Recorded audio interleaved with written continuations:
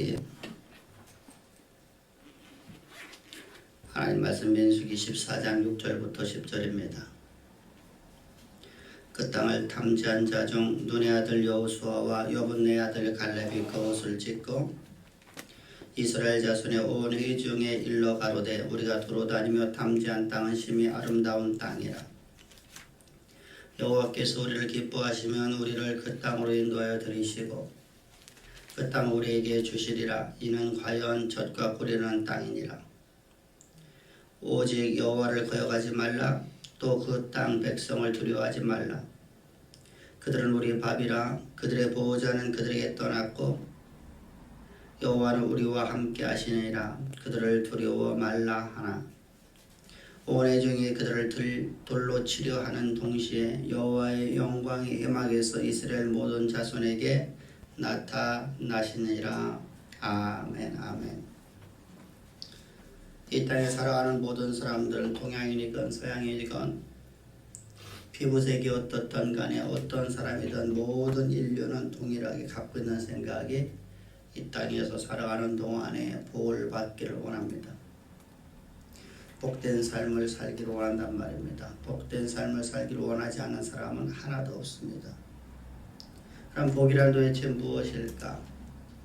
우리 국어사전의 어원적인 것을 바라보면 아주 좋은 운수 또는 큰 행운과 오붓한 행복이라는 뜻으로서 많은 것을 소유한 것을 우리는 복이라고 이야기를 합니다. 많은 것을 많이 소유했습니다. 학식을 많이 소유했던, 물질을 많이 소유했던, 권력을 많이 소유했던 많은 것을 가지면 우리는 복이라고 생각합니다.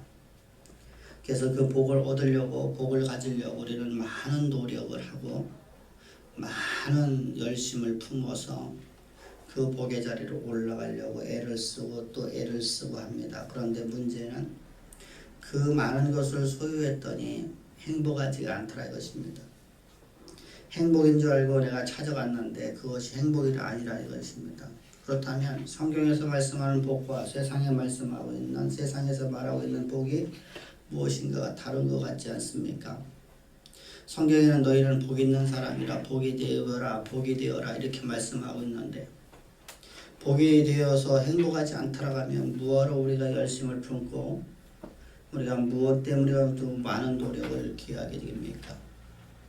성경에서 말씀하고 있는 이런 복이란 도대체 무엇일까? 그건 생명의 충만이라는 뜻을 갖고 있는 아세르라는 단어입니다. 또는 하나님 앞에 무릎을 꿇고 따르는 단어로서 바루크라는 단어를 쓰고 있습니다. 그러면 이 바라크라는 단어, 이 바라크라는 이 단어와 이 아세르라는 단어가 갖고 있는 의미가 어떤 의미냐면은 여호와의 궁정에 심겨진 사람이라는 뜻을 갖고 있습니다. 다시 말하면 시냇가에 심겨진 나무라. 그래서 시편 1편을 보게 되면 복 있는 사람은 어떤 사람이냐? 3절을 보면 성경은 이렇게 말씀해요. 저는 시냇가에 심겨진 나무라. 여러분 이건 고대 이스라엘 백성들에게 주어진 하나의 말씀입니다. 여러분들 저 이스라엘 땅은 어떻습니까? 8개월 동안 비가 한 방울 저리지 않고 구름이 한 점 없는 나라입니다.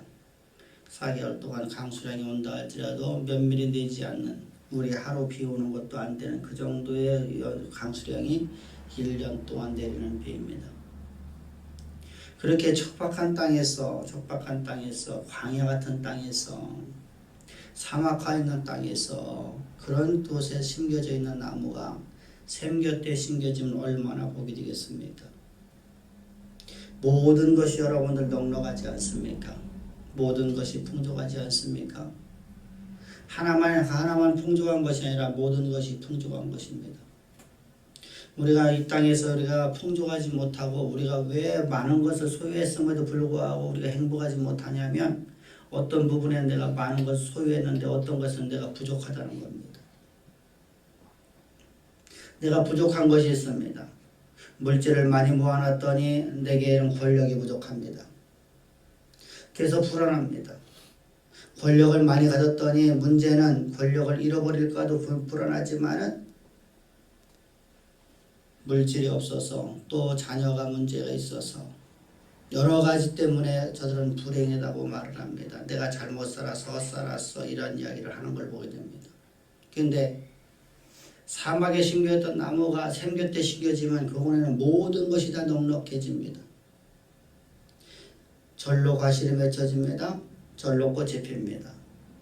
절로 나무가 무성한 가지가 되어서 많은 새들을 깃들이는 나무가 됩니다. 여러분들 모든 것이 절로 이루어지는 것이죠. 그래서 복 있는 사람은 시냇가에 심겨진 나무라. 다시 말씀하면 예수 그리스도의 십자가의 구속의 은총을 통해서 여호와의 궁정에 심겨진 나무라. 우리가 세상 가운데 있을 적에 저 사막과 같은 땅입니다. 행복이라는 것을 내가 갖고 싶지만 행복을 내가 추구할 수 없는 것, 행복이 없는 것, 언제나 불안과 공포가 나를 지배하는 그곳에서 살아가던 나라는 존재, 바로 죄인 중에 죄인의 계수였었던 나. 내 스스로가 내 모든 결정권자이고 내 스스로를 믿고 의지하던 사람을 살던 나. 내 스스로 내가 왕이 되었고 내가 하나님이 되었고 내 자신을 믿고 살아가던 그런 존재. 그런 존재인 죄인 중에 죄인의 계수를 주님께서 예수님이 하늘 영광 다 버리고 주님께서는 당신의 아들을 죄 있는 육신의 모양으로 이 땅에 보내주셨습니다. 예수님을 죄 있는 육신의 모양으로 보낸 것은 우리 스스로다가 내가 하나님이 된다, 내가 스스로 내가 결정한다, 내가 나를 믿고 살아간다라고 하는 그런 우리 인간이라는 존재를 완전히 진멸시켜버리고 여호와의 궁정에 심겨진 자 만들려고 하나님의 결정에 의해서 하나님의 뜻에 의해서 살아가는 자에게 만들려고 샘곁에 심겨진 나무로 하나님께서 우리를 삼으시려고 하나님의 창조의 목적인 하나님이 나의 왕이요 하나님이 나의 주인이요 하나님의 궁정에 심겨져서 여호와로부터 나오는 모든 권세와 능력과 여호와로부터 나오는 모든 자원을 갖고 아름답고 풍성한 열매를 맺히는 샘곁에 심겨진 나무가 무성한 나무 가지가 되어서 담장을 넘는 놀라운 복을 받는 하나님의 영광이 드러나는 하나님의 이름이 드러나는 인생으로 하나님께서 살 수 있도록 우리를 이 땅에서 구속하셔서 우리를 여호와의 궁정에 심겨 주시려고 주님은 하늘 영광 다 버리고 이 땅에 오셨습니다. 그리고 주님께서는 우리를 당신의 육체 가운데 다 연합시키기 위해서 주님은 세례 요한에게 세례를 받으셨고 만약에 주님께서 세례를 받지 않으신다면 주님이 죽으실 수가 없습니다. 그분은 참 하나님이시며 참 전능자이십니다. 참 하나님이시며 참 전능자이신 그분께서는 흠도 없으시고 점도 없으신 하나님이시기에 그분을 십자가에 사망이 그분을 주관할 수가 없게 됩니다. 그래서 죄인 중에 죄인의 계수인 우리를 예수님의 육체 가운데 집어넣기 위해서 연합시키기 위해서 예수님께서 세례 요한에게 세례를 받으시게 되는 것입니다. 세례 요한을 통해서 세례를 받으실 적에 우리도 예수 그리스도의 육체 가운데 다 들어가게 되었으므로 이제 예수님께서는 죽으실 수가 있게 되었고 우리 죄를 위한 대속제물이 되신 것입니다. 주님이 십자가에 못 박혀 죽으실 적에 우리도 그와 함께 연합되어 함께 죽었나니 예수님의 십자가에서 죽으심과 우리는 하나가 되어서 연합되어서 예수와 함께 십자가 못 박혀 죽었습니다.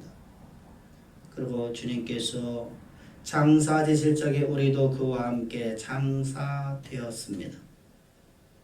그리고 주님께서 부활하실 적에 우리는 새로운 백성, 하나님의 나라, 하나님의 의인, 하나님의 것, 하나님의 소유된 존재로서 하나님의 일꾼으로서 우리가 이 땅에 출생하게 되는데 이때 출생된 존재는 세상 가운데 뿌리가 내려진 존재가 아니라 여호와의 궁정에 뿌리를 내려놓고 있는 존재, 시냇가에 심겨진 나무가 되었다는 겁니다. 왜 그렇습니까? 하나님은 어느 곳에도 계시는 무소부재하신 하나님이십니다. 어느 곳에도 없으신 것이 없으시고 어느 곳에도 안 계신 것이 없는 하나님이십니다. 그러므로 그분이 계신 것이 모든 세상입니다. 온 세상 모든 만물 가운데 주님은 계시기 때문에 우리는 주님에게 뿌리가 내려진 여호와의 궁정에 심겨진 샘 곁에 심겨진 나무가 되었습니다. 이렇게 샘 곁에 심겨진 나무가를 향해서 성경은 뭐라고 말씀하시냐면 여호와 앞에 무릎을 꿇고 있는 사람 또는 복 있는 사람이라고 말씀을 하고 있는 것입니다. 이렇게 예수를 믿는 사람들에게 이제 하나님께서 하나님의 계획하심, 하나님께서 우리를 구원하셔서 우리를 쓰시려고 하나님께서 우리를 구원하셨는데, 우리가 어떤 사람이 어떤 길을 걸어가다가 고목나무를 발견해서 그것을 집으로 갖고 왔다는 얘기는 그것을 어떤 것에다가 쓰려고 그것을 가져왔다는 것이죠. 우리가 길가에 뿌려져 있는 나무를 갖다가 하나를 뽑아서 집 안으로 그걸 갖고 와서 심어놨다는 것은 어떤 목적이 있어서 그 나무를 가져와서 심어놨다는 것입니다. 고목나무 하나도 가져와서 그걸 불쏘시개를 쓰든지 아니면은 그것을 가지고서 어떤 조각을 해서 멋진 형상을 만들어내든지 무엇인가를 하기 위해서 그 고목나무를 주워왔던 것처럼 하나님께서 우리를 이 땅에 살아가던 세상 사람들, 죄인 중에 죄인의 기수, 하나님을 대적하며 스스로 자신을 믿고 살아가는 그런 존재를 구속하여 하나님의 것 삼으신 것은 하나님의 어떤 목적이 있다는 겁니다. 하나님께서 우리를 구속하신 것은, 하나님을 택정하신 것은 하나님의 영원한 계획하심을 이 땅 역사 속에서 이루기 위해서 하나님께서 우리에게 말씀을 주십니다. 그것을 성경은 뭐라고 하냐면 하나님의 계획 또는 하나님의 약속 또는 우리를 향해서 그 약속을 가슴에 품고 있는 사람들에게서는 소망을 가진 사람이라고 말합니다. 그런데 문제는 예수를 믿는다고 말하면서 소망을 가진 사람이 있는가 하면 소망이 없는 사람이 있습니다. 소망을 가진 사람은 역동적인 삶을 살아가는데 소망을 가지지 못한 사람은 그저 하루하루를 살아가는 모습을 바라봅니다. 또한 소망을 가졌다가도 소망을 놓쳐버리는 사람이 있고 소망을 굳게 잡고 살아가는 사람이 있다는 것입니다. 그래서 성경은 너희는 소망을 굳게 잡으라 이렇게 말씀하셔요. 다시 말하면 우리가 소망을 잡는 게 아니라 소망의 말씀에 너희들 사로잡힌 자가 되라는 겁니다. 아브라함을 바라보십시오. 소망을 놓쳤는데 하나님께서는 그에게 찾아오셔서 계속해서 말씀하십니다. 아브라함아 내가 너에게 아들을 주리라. 하나님이 계속해서 말씀을 주자 그는 그 소망을 굳게 잡게 되었습니다. 다시 말하면 여호와의 말씀 앞에 엎드린 자가 되어라. 하나님 말씀을 여러분 듣는 자가 되어라. 이것이 바로 성경에서 말씀하고 있는 내용입니다. 소망을 믿어. 그럼 소망이란 도대체 무엇이기 때문에 하나님께서는 우리에게 소망을 굳게 잡으라고 할까? 소망은 티크바라는 단어로서 소망이라는 단어는 헬라어로다가는 엘피스라는 단어입니다. 이 단어의 어원은 어디서 나왔냐? 꽈바라는 단어에서 나오는데 서로 다른 개체가 하나로 꽈져서 하나의 새끼가 되는 겁니다. 하나가 되는 것입니다. 그래서 서로가 다른 개체가 하나가 되어 연합되어지는 것을 갖다가 우리는 티크바라는 단어로 쓰는데 우리라는 존재는 예수 그리스도, 다시 말하면 하나님과 연합되어서 하나님의 소망, 하나님께서 우리를 향한 계획하심에 우리가 사로잡혀서 여호와의 궁정에, 여호와의 보좌에 굳게 붙잡아 매어져 있는 사람을 말할 적에 소망을 가진 자라 이렇게 말씀합니다. 떨어질 수 없도록 하나님의 궁정에, 하나님의 보좌에 붙잡아 매어 있는 사람. 여러분, 이런 사람들은 역동적인 삶을 살아갑니다.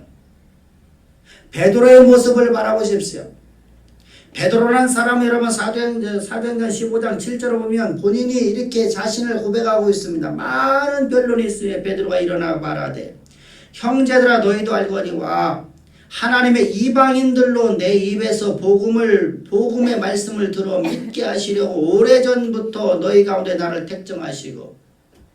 여러분, 이 베드로라는 인생은 자신의 이방의 복음을 전하는 자라 자신을 하나님께 택했다는 걸 그는 알고 있다는 겁니다. 그 말씀에 내가 사로잡혀서 나는 오늘도 하나님 말씀을 가지고 나는 오늘도 말씀을 증거한다 이런 얘기입니다. 내게 환난이나 핍박이나 어떤 권고나 무엇인가 오더라도 나는 오늘째 하나님의 일꾼으로서 하나님의 것 되었으므로 하나님의 말씀에 사로잡힌 자 되었으므로 내 육신의 안락을 취하지 않고 난 오늘도 역동적인 삶, 표하는 사자처럼 주의 복음을 증거하는 나이노라. 이렇게 말하는 겁니다. 바로 이처럼 이런 소망을 가진 사람에게는 놀라운 능력이 있단 말입니다. 소망은 모세의 모습을 바라보더라도 모세가 출애굽기 3장 10절에서 성경은 이렇게 말씀하고 있습니다. 하나님께서 모세에게 소망을 주시는 내용인데 이제 내가 너로 바로에게 보내어 너로 내 백성 이스라엘 자손을 애굽에서 인도해 내게 하리라 말씀하십니다. 모세라는 인생 여러분 그 일생 나머지 여러분 40년 동안에 그의 80부터 시작 120세 그의 이 땅에서의 생명이 끝나는 그날까지 그의 인생은 어떠한 삶을 살았습니까? 역동적인 삶을 살지 않습니까? 그를 향해서 수도 없이 많은 돌팔매질이 달려지고 그를 향해서 수도 없이 많은 원망이 들려졌지만 그는 한 번도 그것 때문에 고민하고 그것 때문에 내가 하나님을 못하겠다. 야, 나 하나님을 못하겠다. 언젠가 우리나라 어떤 대통령이 말하기를 갖다 이렇게 나는 대통령 못해먹었다 이렇게 말했어요. 근데 모세는 여러분 소망을 가진 자이기 때문에 그런 말을 하지 않았단 말입니다. 여러분들 우리가 가진 소망이 무엇이냐에 따라서 살아가는 힘이 달라져요. 능력이 달라져요. 그래서 하나님께서는 우리에게 계속해서 말씀하시는 것이 얘야 내가 너를 통해서 내가 이러한 일을 하리라 내가 너를 통해서 이러한 일을 하리라 말씀을 해주시는 겁니다. 그래 내 모습이 그러기 때문에 내가 너를 통해서 내가 이루리라. 네 모습이 오늘 잘나고 네 모습이 오늘 네가 모든 것이 똑똑하고 네가 모든 것을 할 수 있더라면 내가 너를 통해서 뭘 이루겠니? 네가 다 할 수 있다면 내가 너를 여러분 우리는 다시 한번 생각해봅시다. 세상 사람들은 어떤 사람이라고 자신을 믿고 자신이 갖고 있는 가지고서 살아가는 사람들이에요. 왜? 자신을 믿기 때문에 자신만을 믿기 때문에. 그런데 오늘 우리가 예수를 믿는다고 말하면서 우리는 그런 신앙 갖고 있지 않냐요. 그죠? 자신의 것만 믿고 살아가는 사람 자신만이 자신의 모든 결정을 따라가는 사람 그것이 아니라는 거. 그래서 하나님께서는 그런 사람을 향해서 아브라함이 그렇게 신앙생활을 했었어요. 아브라함이 나이가 70세 하나님 75세 하나님께서 내가 너로 하여금 아들을 주리라고 말씀하셨는데 그 말씀이 이루어지지 않자 그는 자신의 것 갖고 그는 살아가려고 했었어요. 그래서 하나님보다 먼저 앞서 달리기 시작하죠. 왜? 자신의 것 갖고 하나님의 뜻을 이뤄보려고 그는 이스마엘을 낳았습니다. 그는 자신의 것 갖고 한번 해보려고 했습니다. 그런데 하나님께는 뭐라고 말씀하십니까? 나는 내 것 갖고 일하지 않겠다는 겁니다. 하나님의 계획하심을 따라서 하나님께서는 하나님의 일을 하시겠다는 겁니다. 그래서 그 몸이 죽었고 사라의 몸이 죽었는데 이제 아이를 낳을 수 있는 어떤 방법도 없는데 하나님께서는 말씀하십니다. 얘야 명년이 때 내가 너로 하여금 아들을 주리라. 우리가 할 수 없을 적에 하나님께서 하시는 것입니다. 내가 열심으로 해봐도 안 되는데 내가 아무리 노력하려 해도 안 됩니다. 왜? 우리는 여호와의 궁정에 심겨져서 하나님의 것만 갖고 살아갈 수밖에 없는 존재를 하나님께서 우리에게 은혜를 베풀어 줬기 때문입니다. 그래서 아브라함이 하나님 말씀을 의지해서 그가 말씀에 사로잡혔습니다.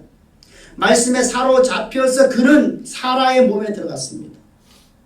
사라의 몸에 들어갈 수 없는 몸인 걸 알고도 사라에게 나갔습니다. 그랬더니 사라의 몸에 들어가게 되었고 그는 아이를 낳았더라. 그 이름을 이삭이라 하더라. 말씀하고 있지 않습니까? 내 힘으로 내가 나은 존재가 아니라 내 힘으로 내 능력으로 나은 존재가 아니라 하나님의 권세와 하나님의 능력을 가지고 나은 존재. 다시 말하면 하나님 말씀에 사로잡혀서 나은 존재. 그래서 언약의 씨라고 말하는 것이죠.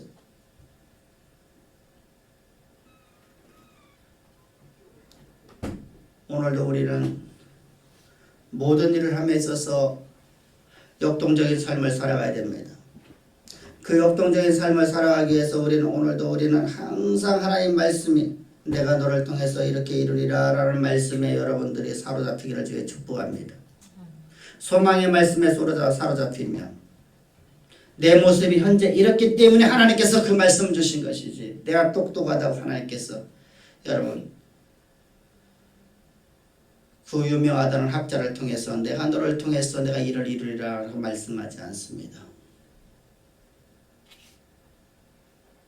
왜요? 하나님은 하나님의 이름만 온전히 역사 무대 가운데 드러내기를 기뻐하시는 하나님이십니다. 당신의 이름만, 당신의 영광만을 세상 가운데 드러내기를 기뻐하시는 하나님이십니다. 그래서 하나님의 택한 자들은 한결같이 무지렁이 같은 사람들이었습니다. 여러분들 신약에서도 마찬가지입니다. 하나님께서 말씀하십니다. 오늘 베드로의 모습을 볼까요? 베드로라는 사람 여러분 어떤 사람이었었습니까? 뱃사람 아니었었습니까? 여러분 이치적으로 따진다면 하나님 말씀을 누가 더 잘 전하겠습니까? 바리새인들이 아니겠습니까? 율법의 학자들에게 하나님 복음을 가르쳐주면 말씀을 얼마나 잘 전할까? 얼마나 화술이 좋을까? 당시에 여러분 저 유명했던 변론자들, 철학자들 이런 사람들을 택해갖고 복음을 가르치면 얼마나 조리 있게 말을 잘할까? 뚜걱거리도 않고 얼마나 매끄럽게 저들은 설교를 잘할까? 근데 하나님께서는 그들을 택하지 아니하시고 베드로를 택했단 말입니다. 요한을 택했단 말입니다. 야고보를 택했단 말입니다. 뱃사람들을 택했다는 겁니다. 여러분 예수님의 12 제자 중에서 여러분들 세상에서 동망받는 사람이 단 하나라도 있습니까? 아무도 없었습니다. 베드로 이한 모든 사도들 뿐만 아니라 바울 사도는 자신을 향해서 이렇게 말해 나는 무지렁이 같은 존재야. 바울이라는 인생은 여러분 똑똑했습니다. 율법의 학자였었습니다. 당시에 가멜리엘 제자라고 여러분들 율법에 살아있는 신이라고 말할 수 있는 사람의 제자였었습니다. 그런데 여러분 그는 좀 달랐습니다. 그는 하나님 만난 다음에 그는 이렇게 말해 내가 알던 모든 것들을 다 배설물로 여기노라. 똑똑한 사람이라고 안 쓰는 건 아니었었습니다. 어떤 사람을 쓰십니까? 하나님 앞에 무릎을 꿇는 사람을 쓰신다는 겁니다. 여호와의 궁정에 심겨진 사람. 그런 사람을 들으셔서 하나님께서 이제 들어 쓰셔야 됩니다. 그러면 이 소망이라는 것은 도대체 어떤 힘을 가졌기 때문에 우리에게 소망을 굳게 잡으라, 소망을 품으라, 하나님 말씀에 사로잡힌 자가 되어라 말씀하시는 것인가? 소망에는 4가지의 힘이 있는데 이것은 아주 생명의 힘입니다. 능력의 힘입니다. 첫 번째 힘은 어떤 힘인가요? 남들이 보는 것과 다르게 보는 능력을 줍니다.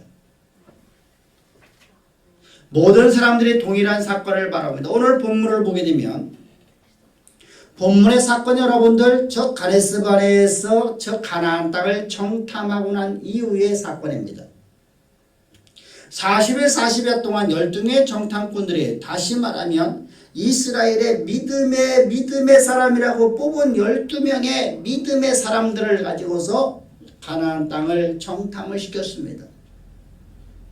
여호와의 궁정에 심겨진 사람들을 통해서 이제 가나안 땅을 정탐을 하고 돌아와서 여호와의 궁정에 심겨진 사람들이 12명이 말을 하는데 각자 다르게 말을 하는 거예요. 다르게 말을. 보는 것이 다르게 보았고 저들은 다르게 본 것을 말하고 있단 말입니다. 그들의 시각이 어떤가를 한번 바라봅시다. 여러분 12명의 정탐꾼 중에서 10명이 가나안 땅을 보고 와서 하는 이야기입니다. 이들은 여러분 믿음의 사람들이란 말입니다. 어느 누가 보더라도 이들만큼 믿음이 뛰어난 사람이 없다 해서 여러분 저 60만 명 중에서 뽑은 사람이에요. 60만 명의 장정 중에서 믿음의 사람으로 표현될 수 있는 사람을 12명을 뽑았어요. 각 지파에서 한 명씩. 그렇다면 이들의 믿음은 대단하게 모든 사람들이 인정할 수 있는 믿음이었어요. 12명의 장로입니다. 12명의 장로들이 여러분 저 가나안 땅을 들어가서 가나안 땅을 보고 와서 10명은 혹평을 합니다. 하나님을 원망합니다. 가나안 땅 들어가기 전까지 하나님을 원망하지 않고 하나님 앞에 찬양하던 그들이 가서 가나안 땅을 보고 와 하나님을 원망하며 모세를 원망하고 불평과 불만이 가득합니다. 그러면서 이들이 하는 이야기가 14장 1절에서 이렇게 말합니다. 온 회중이 소리 높여 부르짖으며 백성들이 밤새도록 통곡하였더라. 그리고서 2절에서만 이스라엘 자손이 다 모세와 아론을 원망하여 온 회중이 그들에게 이르되 우리가 애굽 땅에서 죽었거나 이 광에서 죽었으면 좋았을 것을 어찌하여 여호와가 우리를 그 땅으로 인도하여 칼에 쓰러지게 하려 하는가? 우리 처자가 사로잡히리니 애굽으로 돌아간 것이 낫지 아니하니. 여러분들 동일한 사건을 바라봤는데 어떤 한 사건을 바라봤는데 10명의 사람들과 10명의 사람들의 동조하는 사람들이 다 바라보는 것이 바로 그렇다는 겁니다. 하나님께서는 우리를 애굽에 매장지가 없어서 이곳에 와서 죽이려고 하는구나. 애굽에 매장지에 우리를 묻었으면 좋았을 것을 차라리 우리가 광야에서 다 죽었으면 좋았을 것을. 동일한 사건을 바라보면서 여러분들 저들은 지금 원망하고 있습니다. 불평하고 있습니다. 좌절하고 있습니다. 포기하고 있습니다. 여러분들 과연 여러분 저들의 믿음의 모습이 보여집니까? 여러분 소망을 품지 못하니까 소망의 말씀에 사로잡히지 못하니까 여러분 저들은 여러분 마음이 돌아왔습니다. 근데 이들에게 소망의 말씀이 안 주어졌었냐 이것입니다. 주어졌었죠. 저들에게 동일하게 하나님께서 말씀하시는 내가 너희를 향해서 내가 너희를 애굽에서 이끌어내어 저 땅 가나안 땅에 들어가서 그 땅에서 너희들이 여호와의 풍성함을 누리는 삶을 살아가게 하리라 라고 하시는 말씀을 다 들었단 말입니다. 다 들었어요. 다 들었어요. 다 들었는데 그 다 들은 사람들이 다 지금같이 하나님 말씀을 놓쳐버리고 있어요. 하나님 말씀에 사로잡히지 못했어요. 다시 말하면 자신의 이성과 자신의 논리를 갖고 살아간단 말입니다. 자신의 상식을 갖고 살아간단 말입니다. 그런데 그 상황을 동일하게 보고 왔던 칼렙과 여호수아와 모세는 여러분 달랐습니다. 그 상황을 똑같은 상황을 보고 왔는데 말씀에 사로잡힌 사람들 그런 사람들은 여러분 전혀 다른 표현이 나오고 있습니다. 그 표현이 바로 오늘 6절과 7절 8절입니다. 그 땅을 잠재한 자 중 눈의 아들 여호수아 여분네 아들 갈렙이 그 옷을 찢고 이스라엘 자손이 온 회중에 일러 가로되 우리가 도로 다니며 탐지한 땅은 심히 아름다운 땅이라. 여러분들 저들이 다녀같이 같이 봤는데 두 명을 말하는데 저것은 진짜 심히 아름다운 땅이라. 한쪽에서 말할지 그것은 악한 땅이다. 그것은 아주 우리를 진멸할 땅이다. 그곳에 들어가면 우리는 다 죽고 우리 처자는 사로잡혀서 그들의 노예가 될 것이다. 그럼 너무나 다르게 바라보고 있지 않습니까?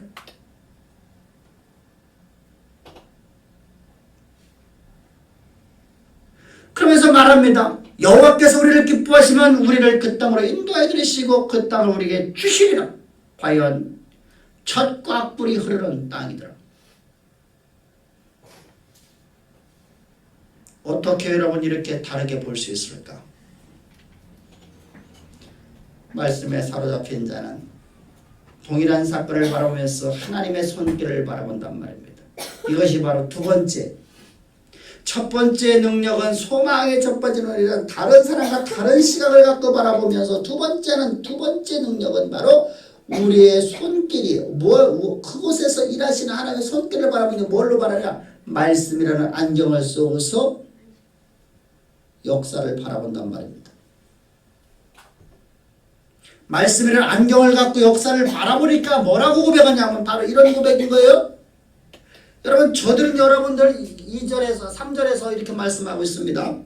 어찌하여 여호와가 우리를 그 말씀으로서 그 환경, 그 상황을, 그 사건을 바라보지 못하니까 그들은 자신들의 시각으로서, 자신들의 경험으로, 자신들의 성식으로서 판단하는 자가 되었어요. 여러분들, 우리가 현미경을 쓰고 본 사람과 현미경을 쓰지 않고 바라보는 사람과 전혀 다른 말을 하잖아요. 눈의 시력이 별로 좋지 않은 사람이, 여러분들 시력이 별로 안 좋은 사람이 안경을 안 쓰고 바라보는 것과 안경을 쓰고 바라보는 것은 서로 다르게 말을 하지 않습니까? 나이가 먹어서 귀가 약간 먹은 사람이 여러분들 귀에다가 보청기를 끼고 여러분들 말을 들었을 때와 보청기를 끼고 들지 않았을 적에 말이 여러분 다 달라진 말을 가지고 있지 않습니까? 어떤 사람은 여러분 이렇게 말해요. 사람이 욕을 한 적도 없는데 욕을 했다라고 노인네들 여러분들 그 며느리에게 막 투박을 해요. 시집살이 시킨단 말입니다. 욕을 한 적이 없다라고 하면 너 왜 또 나에게 욕을 하냐고 말해요.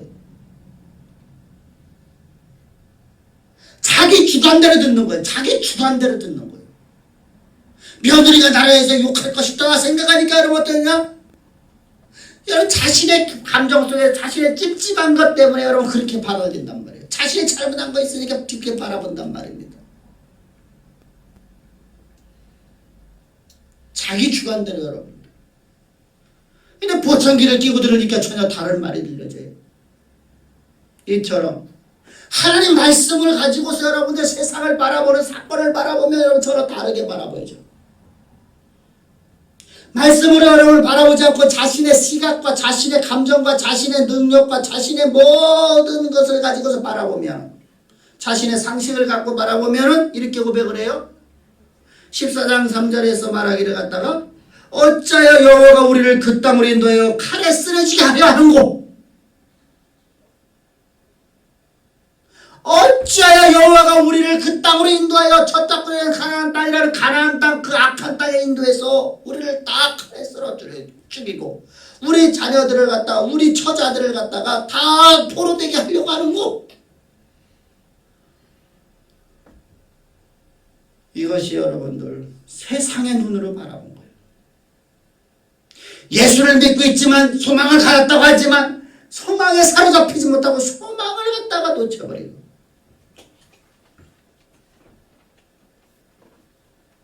소망의 눈으로 바라보지 못하고 말씀으로서 안경을 쓰지 못하고 환경을 바라보자. 저들은 여러분들 우리가 차라리 죽이는 게 낫지 않느냐 라고 말한단 말입니다.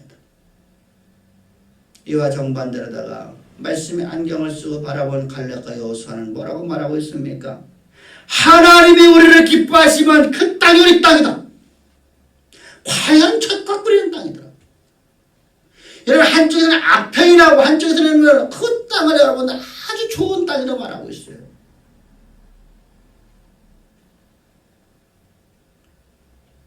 하나님의 약속의 말씀으로 우리가 뭐랍니까? 말씀을 붙잡고 그 말씀에 내가 사로잡히면 그 말씀으로서 세상이 바라본단 말입니다. 환경이 바라본단 말입니다. 그렇게 보여지기를 주의를 축복합니다. 그것이 바로 우리가 소망을 가진 사람이에요. 소망의 세 번째 능력은 여러분 소망은 여러분 골로새서 1장 4절과 5절에서 말씀하시듯 뭐라고 말씀하고 있습니까? 소망은 어떤 능력을 갖고 있어요? 믿음을 만들어내요. 믿음을. 우리는 분명히 예수 그리스도의 십자가의 진리의 복음을 들었죠. 우리가 진리의 말씀을 들으면 우리에게 무엇이 생겨지죠? 믿음이라는 게 생겨져요. 왜? 믿음은 하나님의 선물로서 성령께서 우리에게 주시는 것이에요. 성령이 내게 임재하면 여러분 성령께 주시오. 근데 여러분의 성경은 뭐라고 해서 이때 이 믿음은 천국에 대한 소망을 갖고 있었기 때문에 소망 때문에 믿음이 생겼다는 거예요. 이처럼 우리가 세상 속에서 능력 있는 삶, 표하는 사자처럼 살아갈 수 있는 믿음의 삶을 살아가려고 하면 소망을 가진 자, 소망의 말씀에 사로잡힌 자가 능력 있는 삶을 산다라고 말씀하십니다. 그 믿음은 사랑으로 표현됩니다. 하나님을 사랑하고 이웃을 사랑하는 표현법으로 나타납니다. 그래서 골로새서 1장 4절에서 너희가 소망을 가졌기 때문에 너에게 믿음의 소문을 읽고 너에게 사랑의 수고가 있노라 라고 말을 하는 겁니다. 사랑하는 성도님들, 우리 이 소망의 말씀에 사로잡힌 자가 되기를 주여 축복합니다. 그리고 마지막으로다가 우리가 소망을 우리가 사로잡혀 버리면 우리의 삶의 방향이 정확하게 알게 됩니다. 우왕좌왕하지를 않아요. 이리 갈까 저리 갈까 방황하지 않는단 말입니다. 이 길이 옳은 길인가 저 길이 옳은 길인가 우리가 고민하지 않는다는 말입니다. 고민한다는 이야기는 소망을 잃어버렸다는 거예요. 고민한다는 것은 내가 애굽으로 돌아가자, 아니다 가나안 땅으로 들어가자, 이렇게 고민하고 있는 것은 내 안에서 두 마음이 싸우는 것은 소망을 온전히 붙잡지 못해서 그래요. 소망의 말씀에 내가 온전히 사로잡혀 버리면 그 방향을 갑니다. 여러분, 그 일을 하다가 내 모든 걸 다 잃어버려도 그 일 간단 말입니다. 왜? 우리는 여호와의 궁정에 심겨서 하나님이 기뻐하시는 삶을 살아가는 것이 우리 인생의 목적이기 때문이죠. 내가 오늘날 여기서 무엇인가를 많이 소유한 것이 인생의 목적이 아니라 내가 하나님이 기뻐하시는 일을 한 것이 나의 인생의 행복이기 때문입니다. 어사 박문수라는 사람은 여러분 아무런 보장도 없었음에도 불구하고 그는 왕을 위해서 일했어요. 근데 여러분, 우리는 하나님이 우리에게 보장을 주지 않습니까? 보장을 해주시는데도 불구하고 우리는 왜 하나님이 기뻐하시는 일을 못합니까? 왕을 해서 우리는 여러분들 살아가는 방향 제시를 해준단 말이에요. 이번에 이것이 안 이루어졌기 때문에 하나님하고 원망하는 삶이 아니라 우리는 하나님의 일을 한 것으로는 행복한 삶을 살아갑시다. 그러면 하나님은 우리에게 약속하신 모든 약속의 말씀을 반드시 지키시는 하나님입니다. 그래서 성경은 뭐라고 말씀하시냐면 나는 달아보는 하나님이다 말씀하세요. 달아보는 하나님이다. 하나님 우리를 달아보셔. 우리 믿음의 중량을 달아본단 말이에요. 네가 이 정도 됐느냐라고 달아보고 네가 이 정도 됐느냐라고 달아본단 말이에요. 이게 달아보는 강도가 달라요. 오늘 견디고 오늘 버틴 사람에게는 달아보는 강도가 좀 더 세집니다. 오늘 버티고 내일도 견디고 모레도 견딘 사람들에게는 달아보는 것이 또 달라집니다. 청중이 더 세집니다. 그런데 오늘도 못 버티고 오늘도 견디지 못하는 사람에게 달아보는 것은 약합니다. 하나님은 우리의 믿음의 경중을 몰라서 하라는 게 아니라 우리로 하여금 보라는 겁니다. 너의 믿음의 상태가 어느 상태인가 너는 보라는 겁니다. 내가 지금 하나님의 기뻐하신 일을 하는지 안 하는지 네 스스로를 내가 보라는 겁니다. 그래서 하나님께서 한 번씩 우리를 달아보시는 하나님이십니다. 우리 하나님이 우리를 달아보실 때마다 모두가 다 100점 맞는 하나님의 귀한 일꾼들 되기를 주의 축복합니다. 오늘 말씀은 마칩니다. 오늘은 중요한 것이 바로 소망에는 4가지 힘이 있다는 겁니다. 첫 번째로다가 남들과 같이 바라보고 있는데 보는 시각이 달라진다는 거예요. 똑같은 한 사건을 바라보는데 그래 시각이 달라지는 것은 왜 그러냐면은 말씀의 현미경을 갖고 바라보느냐 현미경을 안 쓰고 바라보느냐 안경을 쓰고 바라보느냐 안경을 안 쓰고 바라보느냐에 따라서 다르단 말입니다. 이번 추석 때 제가 눈이 좀 이래서 선글라스를 하나 샀어요. 그래서 추석 때 산에 올라가는데 안경을 쓰고 가는데 얼마나 아름다운지. 야, 색이 얼마나 화려한지. 안경을 딱 벗으니까 어땠습니까? 실망을 했지요. 안경을 쓰고 갈 적에는 너무너무 아름다웠는데 안경을 딱 벗으면서 보니까 이것은 한마디 낙엽밖에 안 되는 나무의 모습이더라고요.